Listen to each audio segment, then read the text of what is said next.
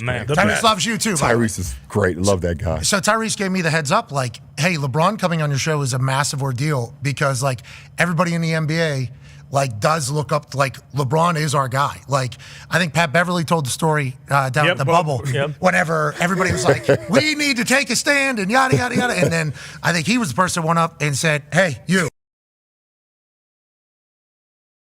We're not playing. But I think that's how everybody in the league feels about you. So congrats on that, by the way. Man, the respect amongst your peers. No, for real. Sure. To have the respect for my peers, that means a lot. And I carry that, man. And I take that with a lot of responsibility because there was too many years went by when players did not have an opportunity to just speak and their voices to be heard or allow the narrative to get so much outside of sports. Like, if I miss a game winner or if I don't show up in the finals, like I was supposed to versus Dallas in year one.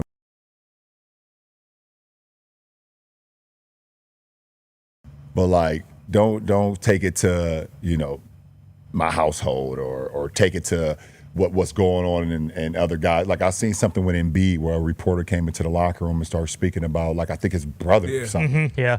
Like how weird is that? Like, that's so weird. Like, why are we taking it to that point? And we're taking it to that point because people have gotten too comfortable. I think people in the media have gotten too comfortable, especially with our sport. They got too comfortable where, back in the day, like, for sure, you would never bring up Charles Oakley's brother. Charles Oakley will smack you through his brother. Bernie Maxwell. All right? Yeah. Mad Max. Like, his name was Mad Max for a reason. It wasn't because he picked you up 94 feet. It was because if you said something about Mad Max, like, he's gonna separate your jaw. And there was no repercussions from that. Like, they got to the point where they knew, like, oh, these guys can't really do anything to us anymore because there would be a fine, suspension, and don't embarrass the league. Yeah, and don't embarrass the league, or you now here come your sponsors. They're coming after us or coming after you, and they're gonna be like, what are you doing? Like, that's when they decided they could, they thought. So the conversation about old school basketball is a real thing. Like, because that's the new narrative now, is like it's a nostalgia issue. Like a lot of people who grew up in a different era of basketball and get introduced to basketball, they're going to like that era regardless of no matter what happens in the future. You've played through what now?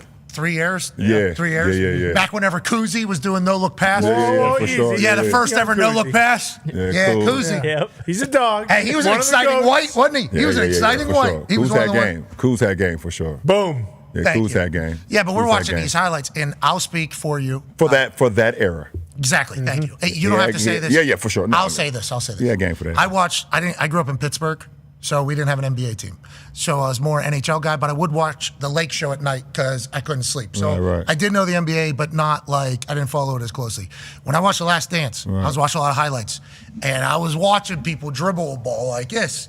And I was like, I don't know how that works in modern basketball. I think you guys have played a couple different sports. I think there was a Kuzi era of sports where a no-look pass, holy shit. Then there was an era where people were starting to get like nasty. There's some more. Yeah, you had some Pistol Pete Maravich. He started coming in and started, getting a little bit in that. But then the ball was hitting off guys' heads and stuff. So they looking at him like, ugh, what are you doing? Like, never see those lowlights though. Only see the highlights. Highlights are only the bangers survive. Then obviously Jordan comes in and transforms everything.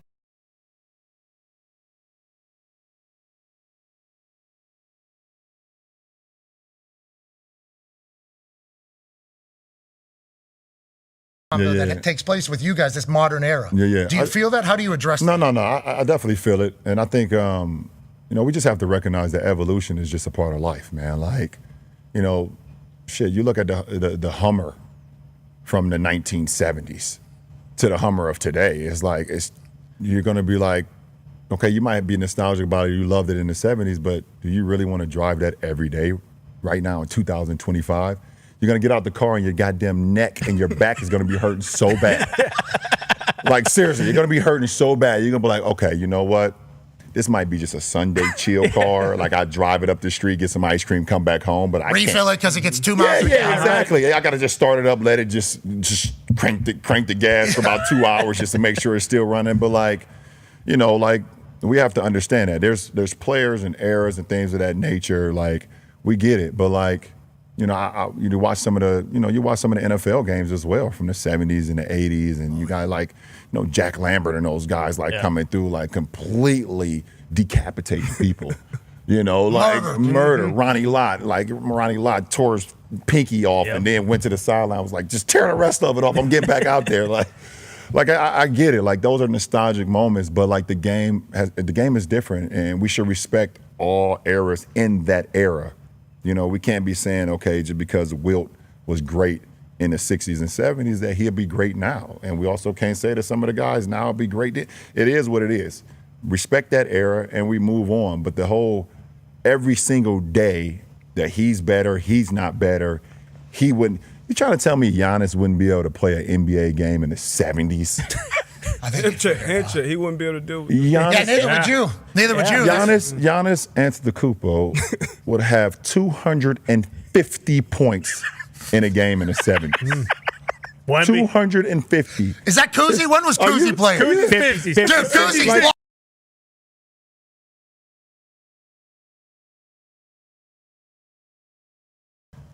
Kyrie Irving. Like they would have called him a witch. They would have called him a witch. No, they would have told Kyrie, you're not. You know how they used to tell Lou Alcindor at the time that he couldn't dunk in high school games? Yeah. They would have told Kyrie, you're not allowed to dribble anymore. That's what they would have told him. Dribbling is out rude. They would have seen that. How tall are you? I'm 6'9". And how heavy are you? I'm give or take in between 215 to 280. I don't know. Depends on the day. Okay. Depends on if you give me my cookies or not. Yeah. Pat Riley's like, we're tipping too close to 280. LeBron, the Heatles are becoming a heavyweight battle. Yeah. So 6'9". Yeah. Let's say you're you look very thin right now. Yeah. I feel good. So 215, 6'9", 220. Could easily get to 260 though. I think that would play in a lot of different eras. Yeah, come on. I could play. Just like I would be able to play in any era. It's funny you hear some of them older guys like LeBron James couldn't play in this era. Never been fouled by Bill Laimbeer before. Nope. Yeah. I think I seen like Dennis Rodman say that one time. He was like, LeBron James not skilled enough. Yeah, not big enough. He's not. Nah, doesn't weigh enough. He's not strong enough. Can't handle it. Nah. Yeah, I'm like. Okay. Okay, let's talk about you flopping all over the place. Yeah. That's why people get mad. Yeah, I know. Now, why do you do that? Patrick Mahomes does the same thing. He's the greatest of all time for us. In the conversation of the greatest of all time, the rules indicate that if you're to hit him, he gets 15. No doubt. Is that the same thing for you? I wish. Because I am like literally over like the last 5-6 years why everybody's been claiming I flop all the time. I'm like in the bottom half of free throw attempts per game. Oh, they won't give you the whistle. You don't get the whistles. You don't get the superstar treatment? You know the funny thing is, I have a lot of teammates that be like, they come to the Lakers, and they be like, man, when I used to play against you, I used to think you got every goddamn call, and I hated it. And now that I'm your teammate, it's like, oh my goodness, you don't get any calls. I'm like, hey, don't worry about it. Just keep playing. No, just wait till you see me in the third quarter. I got a good flop coming. I practiced on this one last night because there's a video from The Last Dance where I think the ref says to Michael Jordan, he goes, I didn't see it, Michael. I am so sorry. I would never do it to you. And walks away. Yeah, I believe you, Michael. Yeah, that's the clip. And I saw that. And Michael's like, oh, God damn it. Yeah, I saw that. Oh, Okay, so you and Michael at a good spot. Who, me and Michael? Jordan? Yeah, we're in a good spot. We don't talk. Why not, you think? Because I'm still playing. I think I'm still playing. I'm still focused on my craft right now. When you're done, you think you two will be the only two that can have a conversation? I hope so. The funny thing is, me and Kobe, besides our, the late great Kobe, obviously, me and Kobe never had a real relationship either. Until we was on the Olympic team. We had a great relationship there. Olympic team 8, Olympic team 12. But it was always competitive between us. We were always like, I was on the East Coast, he was on the West Coast, and it was like, even though we never and didn't beat Orlando, and I think it was 09, didn't beat Orlando and didn't get him an opportunity to play him in the finals. But like, and until I became a Laker and then he retired, that's when our relationship like became really, really good. Yeah. He like welcomed me, called me like, bro, anything you need in LA, like I got you. You're a Laker now, you family, and we would have multiple conversations. He was obviously, saw him coming to a lot of games and things of that nature. And when I passed him in the scoring record in Philly, I think he had a tweet out there like, keep on going, like, keep transcending the game, keep going, like, and that shit, like, meant so much to me. So, like, I think it's because I'm still playing, and MJ's, we all know MJ. Even if you don't know him personally, he's one of the most ruthless competitors there is. And till I'm done, and he doesn't have to look at me run up and down wearing the number 23, and every time my name is mentioned with his. Don't talk to me right now. I'm on the back nine. Do not call me. It was great to see y'all at the top 75. Oh yeah, that was dope. That was dope. Yeah, that's straight respect, admiration, and just like, me for sure. I mean, shit. Like I said, I wear 23 because of MJ. And that shit, the inspiration that he gave me as a kid in Akron, Ohio, that don't have much inspiration in your hometown. You look at something.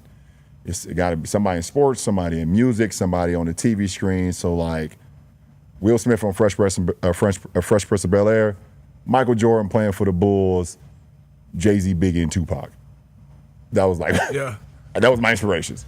You know what I'm saying? Like I needed that because I didn't have like Lang. Yeah, couldn't be fucking Jerome Lang. He's like hating on me and shit. So like, you know what I'm saying? Kind of on that note, Bronny, your son, he's obviously had that inspiration in the home, and you talked about it since years ago, wanting to play long enough to play with your son. So you obviously visualized that. How was the real moment with that happening? Because I know me seeing it, seeing the Griffeys there, seeing, like that was just an unbelievable moment. So what was that like for you, really actually being in it? Like, seeing that pop fly head towards King Griffey Sr. and then see Junior over there right before the ball got to his glove and he snatched it out the air and run back to the dugout like laughing at his pops. Like, that was a cool ass moment. And for that moment, that game, that home opener versus Minnesota, and then just over there and see Griffey Jr., man, the kid, and seeing his pops over there and us getting that picture at half court, and then us going out on the floor and having that moment. I wasn't even there. I wasn't even there. You're floating. I'm floating. And I can right there. I can only imagine where Bronny was. I don't know. We haven't even talked about it yet. At some point we will, but I wasn't even there. Like I might have been in the rafters. I might have been at home. My body may have been at home watching the game, watching the moment.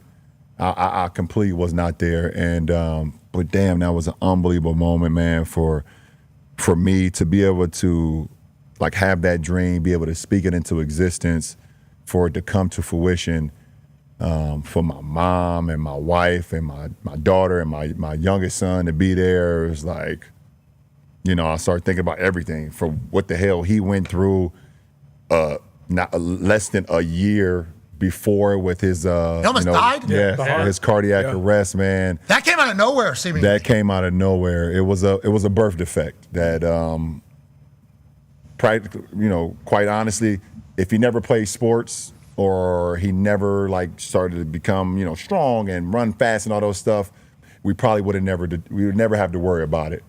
But as he got stronger and things of that nature, it was just something inside his heart that was just pounding at his heart and pounding at his lungs that, unfortunately, we had the incident. And thankfully, a lot of these kids we've been seeing a lot lately in sports, not only in basketball, but in football. Yeah. And unfortunately, we was able to catch it. And to all the families out there that haven't had the opportunity to catch their kids before it gets to the point where they're not here anymore. Like, to see that happen to Bronny and for him to be able to play that same year after that happened, at USC, and then less than a year later be drafted by the Lakers, and then in that fall, we go out there together. So that's why I wasn't there. Yeah. Like we walked in together, but I was not there. That's a dad moment. That's really cool. Yeah, People forget, you're only one name now, LeBron, but you're still a human too. And I assume seeing, for sure. Your baby boy, get a chance to experience his dream. Then obviously that led to the thing with Stephen A. talking about him and how critical everybody has been of Bronny. And I think that's a pressure that a second generation star has on him. Yeah, for His sure. whole life he's had that. It feels like he is very, I mean, he's like a 55-year-old, it looks like, the way he kind of handles it all. And I think you've even said that as well. Yeah. But how about his development? We had Rich Paul on the day after the draft. Yeah, man. Because there was a bunch of rumors about Rich Paul was telling teams, hey, you draft him, we'll send him to Australia. Like, there's a lot of those types of things happening. Allegedly, the Suns were involved. There was a chance they could get you, but he ends up with the Lakers with you. Yeah. And obviously, it's a whole storm. Like, LeBron James is bullying, blah, blah, blah. Everything, the way it always goes. Of course. This guy's not good enough. This guy's not this. And he does start out a little bit rough, NBA-wise. But now, I mean, he just dropped 39 last night in the G League. Yeah. I think he had like a double-double or something. He had his best game in the NBA last week. He's obviously getting better and better. You have to be loving every moment. And how proud of Bronny are you for what he's going through? And listen, for me as a dad, it doesn't matter if he never scores, ever. For me as a dad, I'm just super proud of him, period, as a young man. For me, as a mentor and as a teammate of his, and that wants to see him thrive because I've seen the work he's put into the game, I am super proud of his development to where he is now. From the moment that, he was drafted in June of 2025 to us being now in March of 2026, his development is skyrocketed, and I just think I had a good friend of mine, who went through a cardiac arrest as well. And he told me that, it took him, and he played basketball as well. And back then when it happened to him in the early 2000s, they wasn't with going back to performing. It was like, if it happened, it's over with. Well, let's not roll the dice. Yeah, we're not rolling the dice. There was not enough data on it. It's like, you have a cardiac arrest, it is over. We don't want this on our resume. They was not going back to perform the play. And he told me, he was like, man, I'm going to be honest, it took me about 2.5 years to finally get back to just normalcy. Like, my body, my mind, and, he said when it happened to me, I was 23 years old. Bronny was 19 years old, and he's like, it's gonna take a little time, and I reason with that, but also he's doing things right now less than 2 years. Yeah. And it's because of his determination and his will to want to get better and his will to, like, I don't really care what y'all saying. I hear it. He did an article the other day. He was like, yeah, I hear the noise. I use that as motivation, but I also know what I'm capable of. And, I've always told my kids, like, all of them, they all play sports. 2 basketball players. My youngest son going to Arizona. On a full ride. My daughter's What is he, 7 foot tall, by the way? That came out of nowhere. Bryce, right? Yeah. He popped up out of nowhere. Because we follow your family on the internet, obviously. We see it all. And it's like Bronny, okay, and then Lil Bryce. Lil Bryce with the glasses. Right, exactly. And then all of a sudden, one video popped up of an Aussie, and Bryce. And Bryce taller than Bronny. Wait a minute. Wait a minute. So he on his way to Arizona. My daughter's, she's playing 12 and under volleyball. She just turned 10. So, like, and I just tell him, like, it doesn't matter about the noise. That's going to happen. It's only about, like, if you love it, go out and practice. If you think you want to, if you fall in love with it, you only can fall in love with the process. Don't worry about the outcome. Fall in love with the process, and that shit will take care of itself. So, super proud of Bronny, man. I know, very long-winded when you talk about the kids. I just started thinking about them, but super proud of his game and where he is today. Starting off the G League season with, like, just trying to figure it out, and now, shit, like you said last night, 39. And more than anything, when I talked to him, he was more pissed off at the technical free throw that he missed. More than anything. Ooh. He's like, I could have had a 40 burger. He said, I could have had a 40 ball, and I missed that damn technical free throw. So, man, the kid is he's awesome.